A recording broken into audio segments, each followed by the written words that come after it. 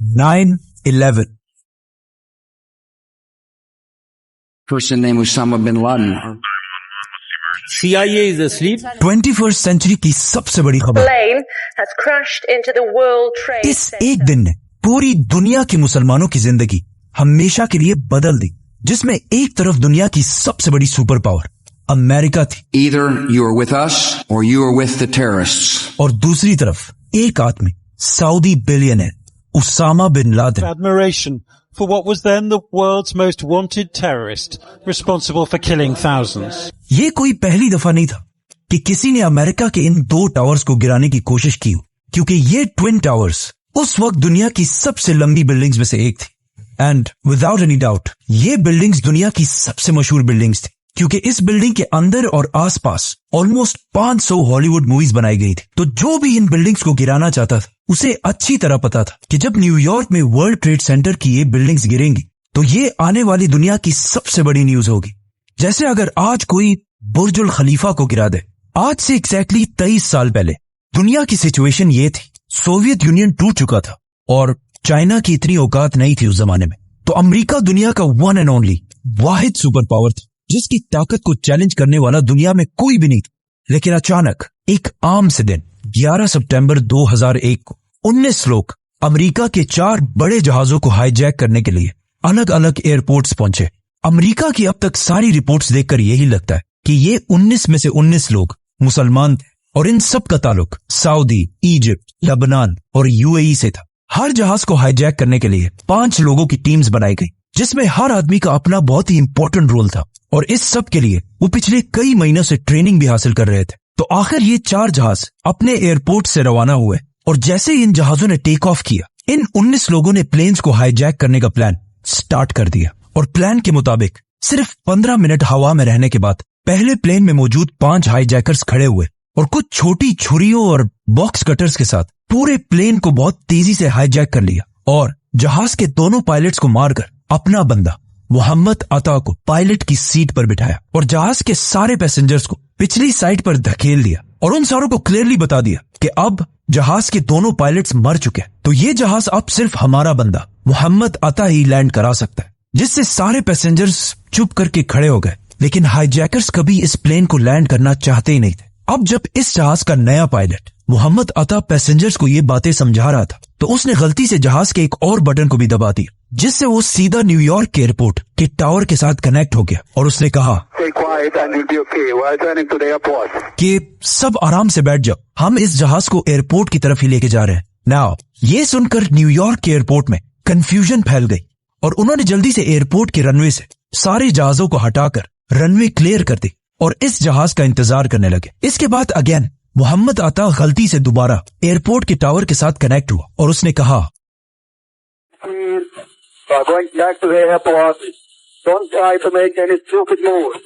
मतलब कोई इतने खतरनाक मिशन में इतना रिलैक्स कैसे हो सकता है।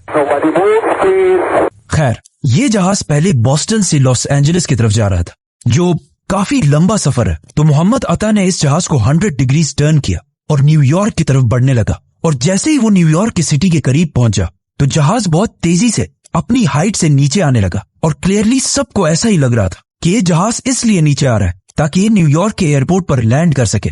इसीलिए उधर एयरपोर्ट में भी ये देखकर सारे लोग इस जहाज का इंतजार करने लगे। बट काफी वक्त गुजरने के बाद भी जहाज नहीं पहुंचा और एयरपोर्ट में सारे लोग कंफ्यूज थे कि आखिर ये जहाज गया कहां। तो आखिर किसी ने आकर उन्हें बताया कि ये जहाज वर्ल्ड ट्रेड सेंटर की बिल्डिंग से क्रैश कर चुका है। अब सिर्फ एयरपोर्ट वालों को ही पता था कि असल में ये हुआ क्या है, लेकिन अमेरिकन मीडिया को इस बारे में कुछ पता नहीं था। इसीलिए हर न्यूज चैनल ने इसे एक बहुत बड़ा एक्सीडेंट कहकर ब्रॉडकास्ट करना शुरू किया। इस सब के दौरान अमेरिका का प्रेसिडेंट जॉर्ज बुश फ्लोरिडा में बच्चों के एक स्कूल में बैठा हुआ था। तो उनके सेक्रेटरी ने आके खामोशी से उन्हें इस इंसिडेंट का बताया।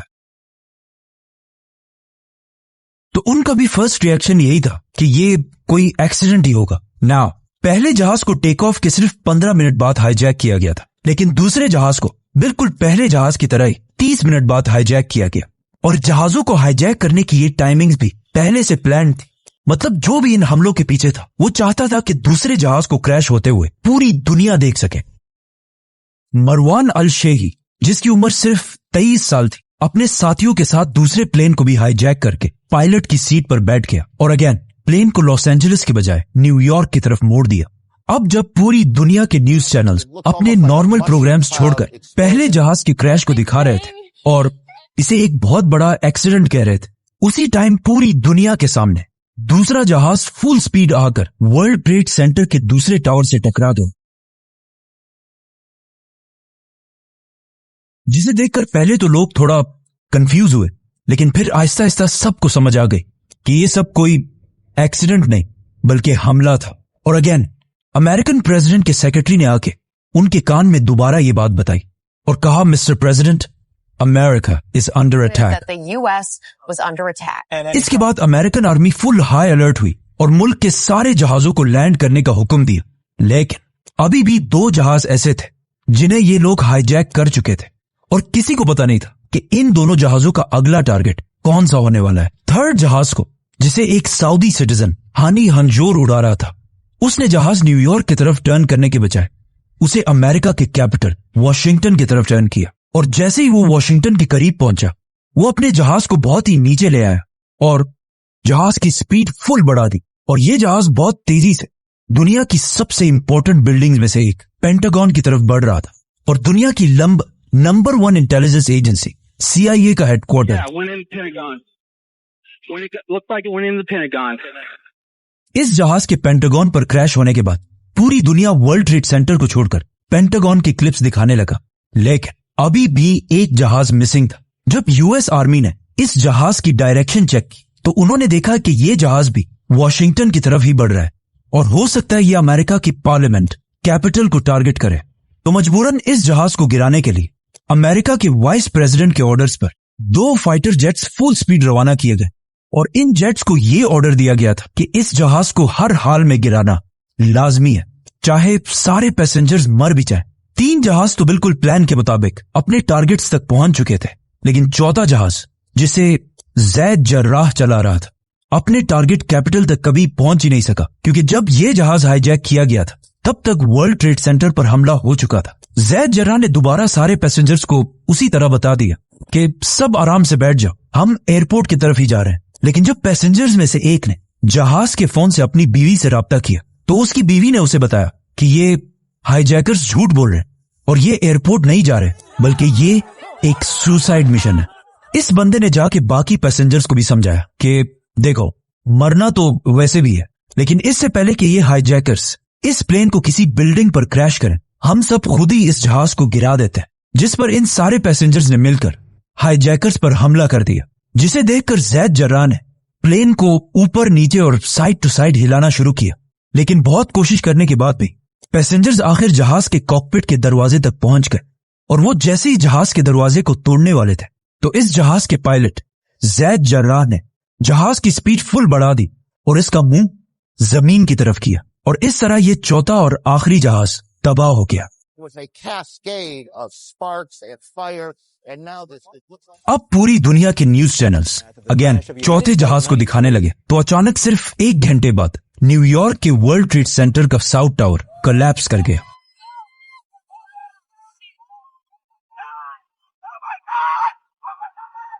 और इसमें तकरीबन 1000 लोग हलाक हुए और इसके कुछ ही देर बाद दूसरा टावर भी गिर गया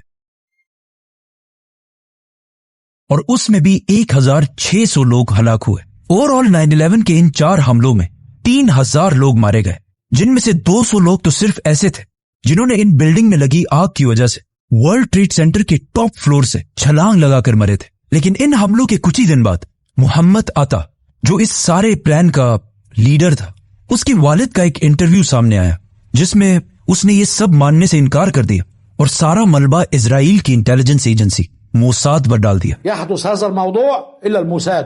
और कहा कि इस्लाम में ऐसे किसी अटैक की इजाजत है ही नहीं। और इस तरह तीसरे और चौथे जहाज के पायलट्स के माँ बाप ने भी अमेरिका के रिपोर्ट्स मानने से इनकार कर दिया। और अगर इन अटैकर्स की फैमिलीज को देखा जाए तो ये कोई आम गरीब लोग नहीं थे, बल्कि ये सारे अटैकर्स बहुत ही वेल ऑफ रिच फैमिलीज से थे। 9/11 का ये हमला इतना बड़ा था कि इस हमले के 100 दिन बाद तक न्यूयॉर्क में हर तरफ धूल फैली हुई थी और इन तबाह हुई बिल्डिंग्स के मलबे को साफ करने के लिए भी ऑलमोस्ट $1 बिलियन लगे थे। लेकिन फिर भी वर्ल्ड ट्रेड सेंटर के गिरने से अमेरिका को इतना नुकसान नहीं हुआ। असल नुकसान इन बिल्डिंग से थोड़ी सी दूरी पर एक दूसरी बिल्डिंग में हुआ जिसे लोग हमेशा भूल जाते हैं, और वो बिल्डिंग थी New York stock exchange. Global markets got absolutely hammered as these events. इन हमलों के बाद अमेरिका की मार्केट्स में पैनिक फैल गया और अमेरिका की स्टॉक एक्सचेंज क्रैश करने लगी और ऑलमोस्ट सारे कंट्रीज के स्टॉक्स गिरने लगे, जिसमें सबसे बड़ा नुकसान उठाया वॉरेन बफे की कंपनी बर्कशायर हैथवे ने। और कहा जाता है कि इन हमलों से अमेरिका को 1.4 ट्रिलियन डॉलर्स का नुकसान हुआ और अमेरिका की जीडीपी जो इससे पहले 4 और 5% पर ग्रो कर रही थी, 2001 के हमलों के बाद 1% से भी नीचे आ गई। लेकिन अब जब स्टॉक एक्सचेंज में सारी कंपनीज के स्टॉक्स नीचे जा रहे थे, तो कुछ कंपनीज दरमियान में ऐसे भी थी जिन्होंने इन हमलों से नुकसान की बजाय बहुत ज्यादा प्रॉफिट किया और इन कंपनीज के शेयर्स ऊपर जाने लगे। और ये कंपनीज थी वॉर कंपनीज, गन्स बनाने वाली कंपनीज, फाइटर जेट्स और टैंक्स बनाने वाली कंपनीज। अमेरिका के ऑलमोस्ट सारे इन्वेस्टर्स अपने पैसे इन कंपनीज में इन्वेस्ट करने लगे। और ये लोग ऐसा क्यों कर रहे थे? क्योंकि सबको पता था कि अमेरिका अब इन 9/11 के बदला लेने में एक बहुत बड़ी जंग शुरू करेगा, जिसकी वजह से पूरी दुनिया गौर से अमेरिकन प्रेसिडेंट जॉर्ज बुश की तरफ देख रही थी कि आखिर किसने और क्यों दुनिया की इतनी बड़ी सुपर पावर अमेरिका के साथ ऐसा करने की जुर्रत की है। और पूरा अमेरिका गुस्से से भरा हुआ था। इन हमलों के कुछ ही दिन बाद जॉर्ज बुश आखिर पूरी दुनिया के सामने आए और सबको बताया कि इन हमलों के पीछे कोई मुल्क या गवर्नमेंट नहीं थी, बल्कि ये एक टेररिस्ट अटैक था और इन अटैक्स के पीछे सिर्फ एक ही ऑर्गेनाइजेशन थी, अल कायदा। Person named Osama bin Laden are linked to many other organizations in different countries. और उसका leader Osama bin Laden, United States. Al-Qaeda released the video after its rival. जो इस सबसे बहुत दूर आराम से अफगानिस्तान में बैठा हुआ था। नाउ अब जब पूरी दुनिया उसामा बिन लादेन को इन हमलों के लिए ब्लेम कर रही थी, तो उसामा बिन लादेन सामने आए और अल जजीरा को इंटरव्यू देकर कहा कि मेरा इन हमलों से कोई ताल्लुक नहीं है। लेकिन उन्होंने कुछ बाकी बयान भी ऐसे दिए जिसकी वजह से पूरी दुनिया के लोग कंफ्यूजन में थे कि ये इसने किया है या नहीं किया। इन हमलों के बाद सिर्फ उसामा ही नहीं बल्कि पूरी दुनिया के मुसलमान और स्कॉलर्स सामने आए और इन हमलों की सख्त मुखालफत की, क्योंकि अगर किसी ने भी रसूलुल्लाह सल्लल्लाहु अलैहि वसल्लम की जिंदगी के बारे में पढ़ा हो तो उसे पता होगा कि आप सल्लल्लाहु अलैहि वसल्लम हर जंग से पहले मुसलमानों को ये ऑर्डर्स दिया करते थे कि जंग के दरमियान भी किसी औरत, बच्चे, बूढ़े और इवन दरख्तों को भी नहीं काटना और फार्मर्स और दूसरे रिलीजन के प्रीस्ट को भी नहीं मारना, सिर्फ उनसे लड़ना जो तुमसे लड़े। मतलब इतने सॉफ्ट स्पोकन और हमेशा माफ करने वाले प्रॉफिट मोहम्मद सल्लल्लाहु अलैहि वसल्लम के रिलीजन के नाम पर कोई कैसे ऐसे कर सकता था? इसीलिए इन हमलों के बाद OIC, मुसलमानों की सबसे बड़ी ऑर्गेनाइजेशन, सामने आई और उसने भी 9/11 के इन हमलों की मुखालफत की। और उनके अलावा मक्का के ग्रैंड मुफ्ती ने भी ये बयान दिया कि ये हमले इस्लाम के खिलाफ हैं। और इवन अमेरिका के दुश्मन समझे जाने वाले आयतुल्लाह खामनाई ने भी ये बयान दिया कि इन हमलों का इस्लाम से कोई ताल्लुक नहीं है। लेकिन इस सब के बाद भी इस्लाम की इमेज वेस्टर्न कंट्रीज में बहुत ही खराब होने लगी और इस्लामोफोबिया बढ़ने लगा। फॉर एग्जाम्पल, लोग रोड पर हिजाब पहनने वाली औरतों को मारने लगे और वेस्टर्न कंट्रीज में बहुत सारे मुसलमानों को जॉब से निकाला गया और कुछ मुसलमानों को तो जान से भी मारा गया। और टीवीज पर पहली दफा ये डिबेट स्टार्ट हुई कि क्या इस्लाम एक पीसफुल रिलीजन है भी या नहीं। Islam is not a religion of peace. लेकिन इन सब चीजों के बाद भी पूरी दुनिया के मुसलमानों का यही स्टैंस था कि ये हमले चाहे जिसने भी किए, हम इस सब के खिलाफ हैं। नाउ उसामा बिन लादेन के इनकार करने के बाद भी अमेरिका ने सारा ब्लेम उसामा बिन लादेन पर ही डाला। अमेरिका ने अफगानिस्तान की गवर्नमेंट तालिबान को अल्टीमेटम दिया कि अलकायदा के सारे leaders including Osama bin Laden को हर हाल में अमेरिका के हवाले किया जाए। लेकिन अफगानिस्तान ने ऐसा नहीं किया, क्योंकि अफगानिस्तान इससे कुछ ही साल पहले एक बहुत बड़ी सुपर पावर सोवियत यूनियन को 10 साल जंग के बाद हरा चुका था। और उसामा बिन लादेन ने उस जंग में अफगानों की मदद के लिए बहुत बड़ा रोल प्ले किया था, जिसकी वजह से तालिबान गवर्नमेंट, जिसका लीडर मुल्ला मोहम्मद उमर था, उसामा बिन लादेन की बहुत ही रिस्पेक्ट किया करती थी। जिस पर तालिबान ने अमेरिका की गवर्नमेंट से कहा कि आप जिस पर ब्लेम लगा रहे हैं वो बंदा तो मान ही नहीं रहा कि उसने ये सब किया है, आप हमें प्रूफ्स दें, हम खुद उसे सजा देंगे और बगैर प्रूफ्स के हम अपने गेस्ट को किसी के हवाले नहीं कर सकते। बट अमेरिका ने उनकी ये ऑफर नहीं मानी और कहा, देखो मैं एक सुपर पावर हूं और तुम एक आम से गरीब मुल्क हो, मुझे तुम्हें सबूत देने की कोई जरूरत नहीं है, ये बंदा मेरे हवाले करो बस, वरना हम अफगानिस्तान पर हमला करके तालिबान को खत्म कर देंगे। क्योंकि अमेरिका के जनरल्स ने इससे पहले ही अपनी रिसर्च कर ली थी कि तालिबान हमारे सामने सिर्फ कुछ ही हफ्तों के लिए खड़े हो सकते हैं, उसके बाद हम इन्हें खत्म कर देंगे। लेकिन तालिबान बीइंग पठान, उन्होंने ऑफ कोर्स उनकी बात नहीं मानी, तो अमेरिका ने भी अफगानिस्तान पर हमले की प्लानिंग शुरू कर दी। इस जंग को रोकने के लिए तालिबान ने एक और आखिरी कोशिश भी की और अमेरिका से कहा कि हम उसामा बिन लादेन को एक थर्ड कंट्री के हवाले करते हैं जो ना आपकी सुनता हो ना हमारी, और वो इंडिपेंडेंटली फैसला करे। बट अमेरिका अपने ताकत के फुल नशे में था और उसने अफगानिस्तान की ये ऑफर भी नहीं मानी और 9/11 के सिर्फ 1 महीने बाद अफगानिस्तान पर हमला कर दिया। जॉर्ज बुश ने इस जंग को एक क्रूसेड कहा और इसका नाम रखा war on terror. This crusade, this war on terrorism, और हर तरफ से अपनी फौज अफगानिस्तान की तरफ भेजना शुरू की और अफगानिस्तान के अंदर जो तालिबान के खिलाफ सबसे ताकतवर अफगान था, अहमद शाह मसूद, अमेरिका ने उसकी आर्मी को फुल सपोर्ट किया और बिल्कुल अमेरिका के प्लान के मुताबिक तालिबान को निकालकर पूरे अफगानिस्तान को फतह कर लिया।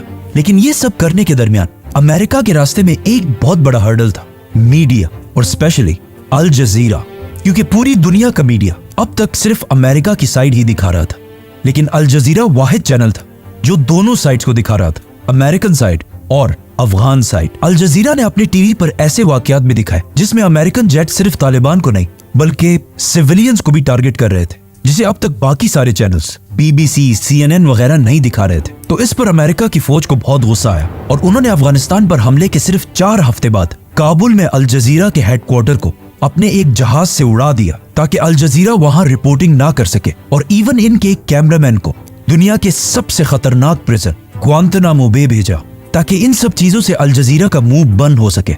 अमेरिकन जनरल्स की प्लानिंग बिल्कुल सही थी क्योंकि 9/11 के सिर्फ 3 महीने बाद तालिबान की गवर्नमेंट अफगानिस्तान में खत्म हो गई, जिसके बाद अफगानिस्तान का कोई भी लीडर नहीं था।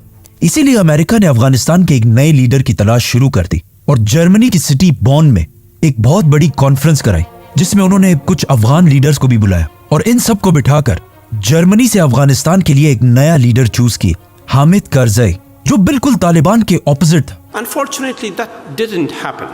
मतलब जबरदस्त इंग्लिश बोलता था और बिल्कुल एक वेस्टर्न आदमी लगता था और CIA का फेवरेट था। हामिद करजई को अमेरिका ने अफगानिस्तान का नया प्रेसिडेंट बनाया और इसकी हुकूमत को स्ट्रॉन्ग करने के लिए एक नई फौज ट्रेन की और एक नई गवर्नमेंट बनाई। दूसरी गवर्नमेंट्स को निकालना और अपनी पसंद की गवर्नमेंट बिठाना अमेरिका का पुराना बिजनेस है, लेकिन अगर अफगानिस्तान की हिस्ट्री को देखा जाए तो उन्होंने कभी भी बाहर से किसी लीडर को अपने ऊपर एक्सेप्ट नहीं किया। And to top that, Hamid Karzai की गवर्नमेंट इतनी करप्ट थी कि अफगान कौम उसे एक्सेप्ट कर भी नहीं सकती थी। इसी तरह सब कुछ चलता रहा और ऐसा लग रहा था कि क्लियरली तालिबान ये जंग हार चुके। लेकिन 2 साल बाद 2003 में अमेरिका ने एक नई जंग शुरू की, Iraq war. Saddam Hussein and his sons must leave Iraq within 48 hours. जिससे अमेरिका का सारा फोकस अफगानिस्तान से हटकर इराक की तरफ जाने लगा, जहां उन्होंने सद्दाम हुसैन को हटाने के लिए एक बहुत बड़ा झूठ बोला जिसे वो आज खुद भी मानते हैं। I apologize for the fact that the intelligence we received was wrong. Saddam Hussain की स्टोरी फिर हम किसी और वीडियो में एक्सप्लेन करेंगे। जब अमेरिका का फोकस अफगानिस्तान से हट गया तो तालिबान ने आहिस्ता आहिस्ता मुल्ला उमर की लीडरशिप में दोबारा रीग्रुप करना शुरू किया और अमेरिकन फोर्सेस पर छोटे छोटे हमले करने लगे। सद्दाम हुसैन की हुकूमत तो इराक में खत्म हो गई, लेकिन उस जंग में अमेरिका ने इतनी बड़ी बड़ी गलतियां की थी जिसे छुपाना इम्पॉसिबल था। फॉर एग्जाम्पल, इराक में अमेरिका के एक जेल से कुछ पिक्चर्स रिलीज हुई जिसमें अमेरिकन फोर्सेस इराकियों को बहुत ही बुरी तरह ट्रीट कर रहे थे और ये पिक्चर्स पूरी दुनिया के मीडिया में फैल गई, जिससे अमेरिका की इमेज बहुत ही खराब हो गई। और उधर अफगानिस्तान में तालिबान ने भी ये इमेज यूज करके अफगानों को ये समझाने की कोशिश की कि देखो ये सब कुछ होता है अमेरिका के जेलों में। इराक के इन जुल्मों की वजह से जब बुश इराक विजिट करने गए तो वहां उन्हें जूते भी मारे गए। इस सब से अमेरिका की इमेज इराक में ही नहीं बल्कि अफगानिस्तान में भी खराब हुई और तालिबान दोबारा मजबूत होने लगे। इसके अलावा तालिबान की मजबूती का एक रीजन ये भी था कि अफगानिस्तान बहुत ही एक ट्राइबल सोसाइटी है और जब भी अमेरिकन फौज किसी एक अफगान को मारती थी उसका सारा खानदान और कबीला तालिबान के साथ जाकर मिल जाता था। तो इस तरह अफगानों को मारने से तालिबान कमजोर होने के बजाय और स्ट्रॉन्ग होते जाते थे और इनके नंबर्स भी पहले से बहुत ज्यादा बढ़ चुके थे। नाउ एज वी सेड कि इससे पहले उसामा बिन लादेन ने 9/11 के हमले में इन्वॉल्व होने से इनकार कर दिया था, लेकिन 2004 की यूएस इलेक्शन से पहले उसामा बिन लादेन की एक वीडियो सामने आई जिसमें उसने अमेरिकन को मुखातिब करके 9/11 की पूरी जिम्मेदारी एक्सेप्ट की। और इस वीडियो में उसामा बिन लादेन ने उन 19 लोगों के लिए दुआएं भी की जिन्होंने 9/11 किया था, और अमेरिका को एक वार्निंग भी दी कि वो दोबारा भी ऐसा कर सकता है। मतलब उसामा बिन लादेन ने 9/11 के 3 साल बाद उसकी पूरी जिम्मेदारी उठा ली। इस स्पीच के बाद जॉर्ज बुश दोबारा अमेरिका की पॉलिटिक्स में मजबूत हो गया और कुछ ही अरसे बाद इलेक्शंस जीत गया। और इलेक्शंस जीतने के बाद उसने दोबारा फौजों को अफगानिस्तान में उसामा बिन लादेन के पीछे भेजा। लेकिन फिर भी अगले 4 साल तक ना उसामा बिन लादेन मिल सका और ना अफगानिस्तान फतह हो सका और ना तालिबान खत्म हो सके। अफगानिस्तान की ये जंग जो सिर्फ कुछ हफ्तों के लिए थी 9/11 के बाद 10 साल तक जारी रही। और अब जॉर्ज बुश के बाद अमेरिका का नया प्रेसिडेंट भी आ चुका था, बराक ओबामा। ओबामा ने आते ही इस जंग को अपने वादों के मुताबिक कम करने की बजाय और भी बढ़ा दिया और भी ज्यादा फौज अफगानिस्तान की तरफ भेजी, जिससे वहां अमेरिकन फौज की तादाद 1 लाख से भी बढ़ गई। और उसी के साथ ओबामा ने ड्रोन अटैक्स और एयर स्ट्राइक्स को भी बढ़ा दिया।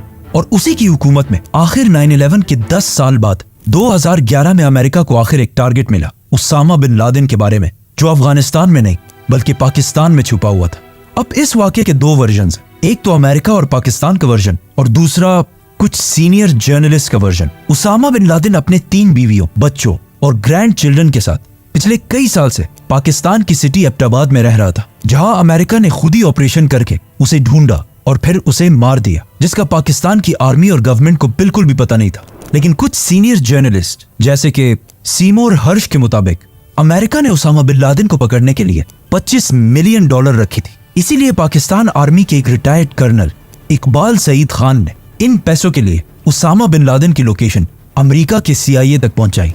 और इस खबर को कंफर्म करने के लिए अमेरिका ने एबटाबाद में शकील अफरीदी के साथ एक फेक वैक्सीन कैंपेन शुरू की और एबटाबाद के इस घर को हर तरफ से स्कैन करने लगा। अमेरिकन ड्रोन्स और सैटेलाइट ने भी इस घर को 24 घंटे रिकॉर्ड करना शुरू किया। और अचानक एक दिन उन्होंने इस घर के लॉन में एक 6 फुट के आदमी को वॉक करता हुआ देखा। इससे और कुछ बाकी चीजों से अमेरिका ने अंदाजा लगाया कि हो सकता है यही उसामा बिन लादेन। CIA ने उसामा पर हमले से पहले कुछ पाकिस्तानी एजेंट्स इस घर के पास भेजे, जिन्होंने जाकर वहां के सारे दरख्त काट दिए ताकि अमेरिका के हेलीकॉप्टर्स आराम से लैंड कर सके। और फिर आखिर 2 मई 2011 को प्रेसिडेंट ओबामा के ऑर्डर्स पर अफगानिस्तान के शहर जलालाबाद से 2 हेलीकॉप्टर्स रात के टाइम में उसामा बिन लादेन को मारने के लिए एबटाबाद की तरफ रवाना हुए, जिसका पाकिस्तान आर्मी को बिल्कुल पता नहीं था। और वहां अमेरिका में ओबामा और उसके मिनिस्टर्स ये सब कुछ लाइव देख रहे थे। ये हेलीकॉप्टर्स उसामा बिन लादेन के घर में लैंड हुए और सिर्फ 40 मिनट के ऑपरेशन के बाद उसामा बिन लादेन को मार दिया और उसकी बॉडी को अपने साथ वापस अफगानिस्तान ले गए, जहां उसका DNA टेस्ट करके ये कंफर्म किया गया कि यही उसामा बिन लादेन है। और फिर उसकी डेड बॉडी की पिक्चर्स लेकर उसामा बिन लादेन की लाश को समंदर में फेंक दिया। अमेरिकन आर्मी के मुताबिक उन्होंने उसकी बॉडी को समंदर में इसलिए फेंका और उसे जमीन पर इसलिए नहीं दफनाया क्योंकि ऐसा ना हो कि कोई आगे जाकर उसकी कब्र पर एक बहुत बड़ा श्राइन, मजार बना दे। CIA ने उसामा बिन लादेन की लाश की पिक्चर्स US प्रेसिडेंट ओबामा को भेजी, लेकिन उन्होंने इसे रिलीज करने से इनकार कर दिया। The United States has conducted an operation that killed Osama bin Laden, the leader of Al-Qaeda.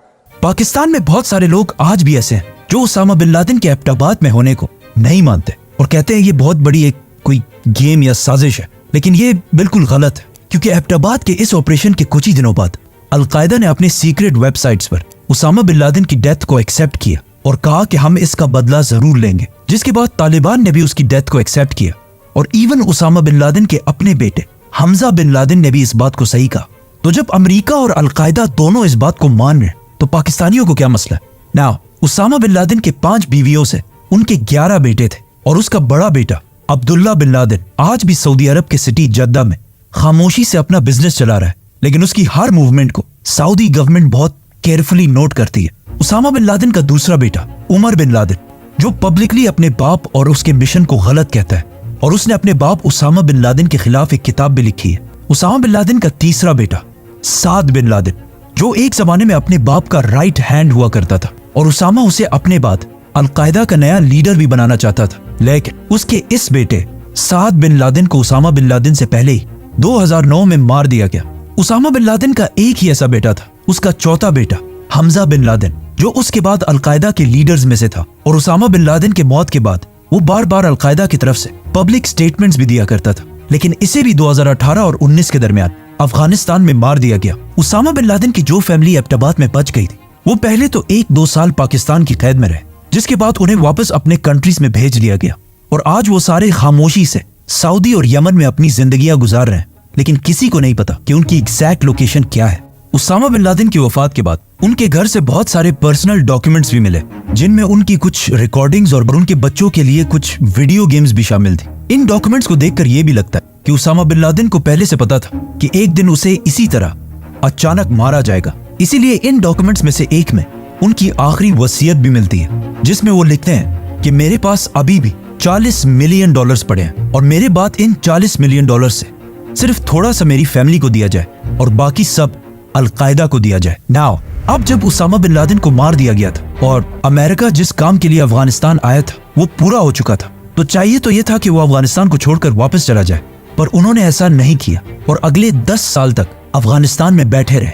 क्योंकि उसामा बिन लादेन तो अब कोई मसला नहीं था, लेकिन अब दुनिया बिल्कुल चेंज हो चुकी थी और अफगानिस्तान के बहुत ही क्लोज एक नया सुपर पावर चाइना बनने वाला था और चाइना को कंट्रोल में रखने के लिए अमेरिका की प्रेजेंस इस इलाके में लाजमी थी। इसके अलावा उसामा बिन लादेन की मौत से कुछ ही अरसा पहले अमेरिका के एक इंस्टीट्यूट ने अफगानिस्तान में रिसर्च की और उन्हें पता चला कि अफगानिस्तान के जमीन के नीचे जो मिनरल्स पाए जाते हैं वो दुनिया के सबसे कीमती और रेयर मिनरल्स में से एक है, जिनमें से सबसे इंपॉर्टेंट मिनरल है लिथियम, जिससे दुनिया की ऑलमोस्ट सारी बैटरीज बनती हैं। अब अगर अमेरिका अफगानिस्तान को छोड़कर चला जाता तो चाइना बहुत ही आसानी से इन मिनरल्स तक पहुंच सकता था। इसीलिए अगले 10 साल तक अफगानिस्तान में अमेरिका बैठा रहा, लेकिन फिर भी अमेरिका की इतनी बड़ी ताकत और इतनी बड़ी फौज के बावजूद अफगानिस्तान में तालिबान की प्रेजेंस बढ़ती गई और आखिर मजबूरन 20 साल की जंग के बाद अमेरिका के नए प्रेसिडेंट डोनाल्ड ट्रंप ने तालिबान गवर्नमेंट के साथ डील कर ली और अफगानिस्तान से आहिस्ता आहिस्ता अपनी फौज निकालने लगा। और 20 साल ट्रेनिंग देने के बाद भी अफगानिस्तान की फौज कुछ दिनों के लिए भी तालिबान के सामने खड़ी ना हो सकी और अमेरिका के जाने के कुछ ही दिनों बाद तालिबान बगैर किसी लड़ाई के 20 साल बाद दोबारा अपने कैपिटल काबुल में दाखिल हुए। अफगानिस्तान की इस जंग को अमेरिका की सबसे बड़ी नाकामी समझा जाता है, क्योंकि 20 साल लड़ाई के बाद भी अमेरिका ने तालिबान को कमजोर करने की बजाय और स्ट्रॉन्ग बना दिया और इस जंग के बाद अफगानिस्तान को उसका टाइटल दोबारा मिल गया as the graveyard of empires. 9/11 में 3000 अमेरिकन मारे जाने के बाद जो पूरी दुनिया में वॉर ऑन टेरर शुरू हुई, उसमें अब तक 4.6 मिलियन लोग, 46 लाख लोग हलाक हो चुके हैं। 4 करोड़ लोग अपने घरों से डिस्प्लेस होकर रेफ्यूजीज बने हैं, जिसमें मैं पर्सनली भी अपनी फैमिली और पूरे सिटी के साथ 2009 में रेफ्यूजी रहा हूँ। हालांकि मेरा 9/11 से कोई ताल्लुक नहीं था और अगर इस वॉर ऑन टेरर की कॉस्ट को देखा जाए तो सिर्फ डायरेक्टली $2 ट्रिलियन खर्च हुए और ब्राउन यूनिवर्सिटी के एस्टिमेट्स के मुताबिक वॉर ऑन टेरर पर अमेरिका के $8 ट्रिलियन जाया हुए हैं। इस वॉर ऑन टेरर से अमेरिका की आवाम को भी नुकसान हुआ है और अफगानिस्तान की आवाम को भी, और फायदा सिर्फ और सिर्फ वेपन्स बनाने वाली कंपनीज को हुआ है। फॉर एग्जाम्पल लॉकहीड कंपनी के सीईओ को, जो इस जंग से पहले हर साल $3 मिलियन कमाया करता था, लेकिन इस जंग के दौरान उसकी इनकम $3 मिलियन से $30 मिलियन तक चली गई थी। मतलब कुछ ही सालों में 10 टाइम्स इनकम बढ़ गई थी। और आज भी this crusade, this war on terrorism